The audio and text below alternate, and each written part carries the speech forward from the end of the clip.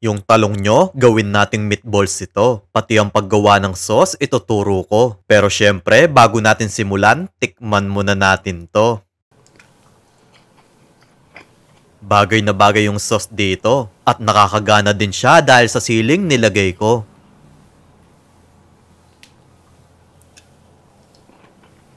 Gagamit tayo ng talong at meatloaf dito. Bale, 2 talong ang lulutuin ko. Medyo mahal yata yung talong ngayon, no? Dito kasi sa amin, 100 to 120 pesos ang kada kilo. Sa inyo ba, magkano? Pa-comment naman sa baba para malaman ko. Hihiwain ko lang ito para masigurado na walang masasamang uod dito. Yung mga non-stick pan, silicone utensils at yung chopping board na ginagamit ko, nasa comment section kung saan ko nabili ang mga ito.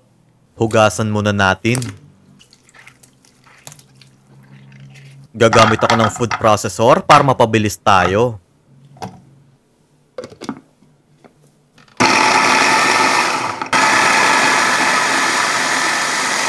Ilagay na natin sa bowl. 1 pirasong carrot, 1 pirasong sibuyas, 5 bawang, paminta, 1 latang meatloaf, at 1 pirasong itlog. Kung uulamin nyo, maglagay lang kayo ng asin dito. Ako kasi, papapakin ko lang ito.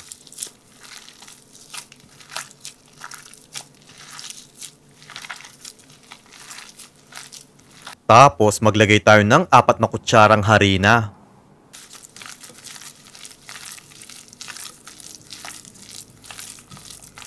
Then, iset aside muna natin to.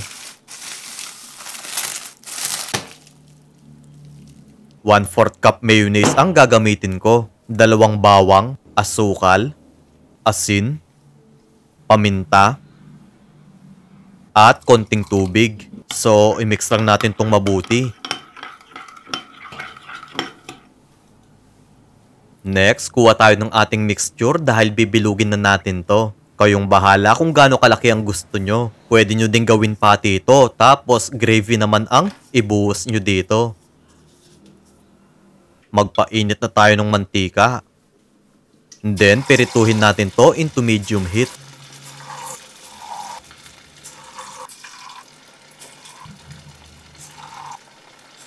Haluin natin para even ang pagkakapirito. Tapos, ilagay natin sa strainer para matanggal ang excess oil.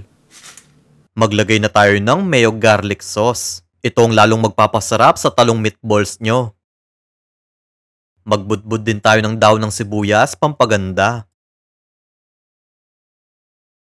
At sili naman, pampagana. Kung gusto nyo pa makapanood ng mga recipe na tulad nito, mag-follow lang kayo kay Lokong Kusinero para ma-update kayo sa mga susunod na video.